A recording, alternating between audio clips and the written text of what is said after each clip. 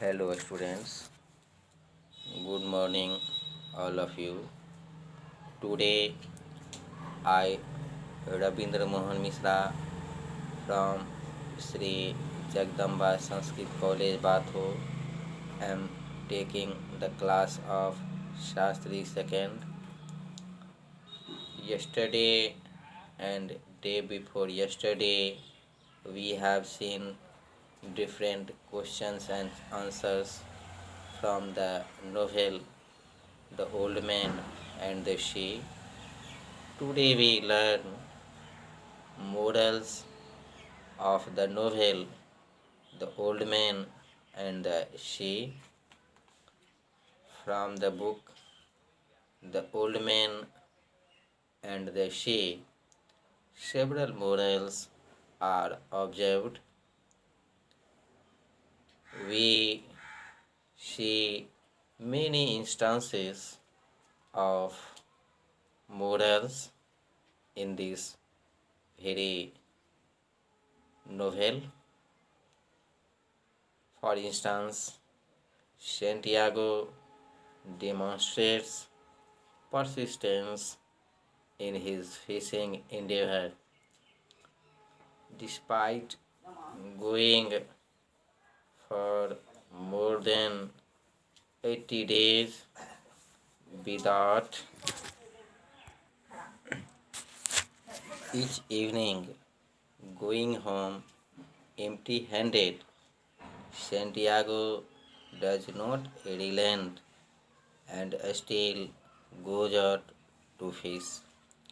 Humility is also shown when Santiago accepts Melanine's kindness. He put aside his pride and accepted assistance from a young boy that pitied him. Melanine portrays loyalty by ensuring that Santiago has enough to eat. He also ensures that Santiago has fresh bait for his lines, going to the extent of stealing or begging to make sure the above needs are met. He does all this despite his father's advice to stop associating with Santiago. Santiago demonstrates patience by pursuing the Merlin overnight, waiting for it to fire. He is resourceful eating raw tuna. He also consumes water carefully not to exhaust it, aware that he is long way from shore. Morality is a funny word here, it seems to me. It implies the rightness and the wrongness of things rather than observation about the character of things. Perseverance in the face of adversity is clearly evident in this novella. However, we are not so sure that a moral quality is less.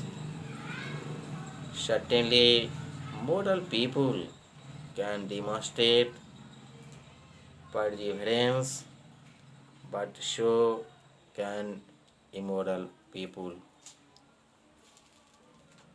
The same is probable true for this issue as well, but it is all we can envious to fit the world moral. We have had to go to the catching of the fish or any moral perspective from the story. Santiago is respectful for his environment. He only takes the bait he needs and he is not wasteful as he only keeps the tuna because he will eat it. He is respectful of his opponent, his brother, the great fish. He understands this is a battle, but Santiago does fight like a gentleman and respects his foe, respect of other and one's surrounding is one of the only real moral issue we find in this story. As the sun rises to Santiago's second day at sea, he speaks aloud to let the fish know his intentions. A reader may find it odd that Santiago wants to kill a fish that he claims to love and respect. However, his respect comes from the fact that he has never come across a fish so strong or clever, and he values his self respect as a fisherman more than he values the life of the fish. On the second night at sea, Santiago begins to feel sorry for the marlin who must have been hungry, but he does not let that pity get in the way of his desire to kill the marlin. He then thinks how many meals can be made from the marlin and feels the noble creature deserves a better end than to be eaten by his neighbors. Even though Santiago seems to feel great affection for his neighbors and fellow fishermen, his respect for the marlin transcends his daily life and he does not want the fish's meat to go to anyone who does not deserve such a meal. The story has two levels of conflict. One of the conflict is that between man and his inner self, which is seen in the character of the old man. The old man is guilty of leaving his animals behind for the fear of fire by the artillery. Man against another man is the other conflict in the story. In times of war, a man causes pain and suffering to another man. He fights with his own race for a seemingly greater good. The old man loved his animals so much that separating from them made him feel that he had lost his reason for existence. The old man, like his goats, had no one to take care of him, and thus he surrendered to his fate. The narrator lends a kind ear to the old man and urges the man to get up and cross the bridge. The man tries but fails. The soldier feels sorry for him.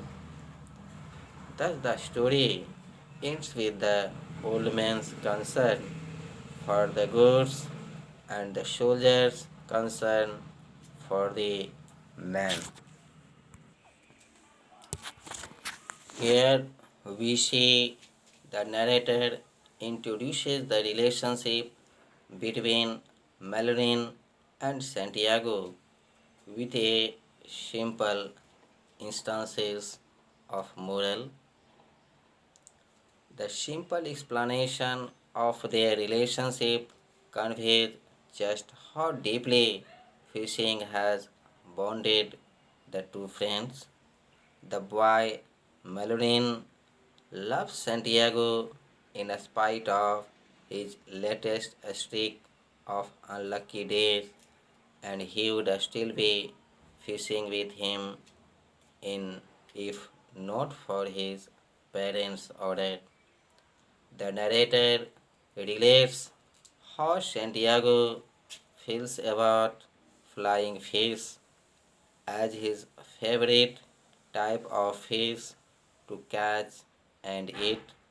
Santiago regards them as creatures with which he has a mutual bond, such as friends have.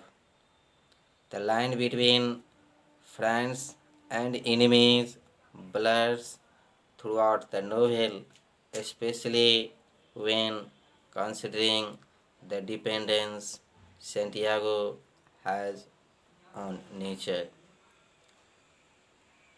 Santiago catches the marlin and ties him to a skiff.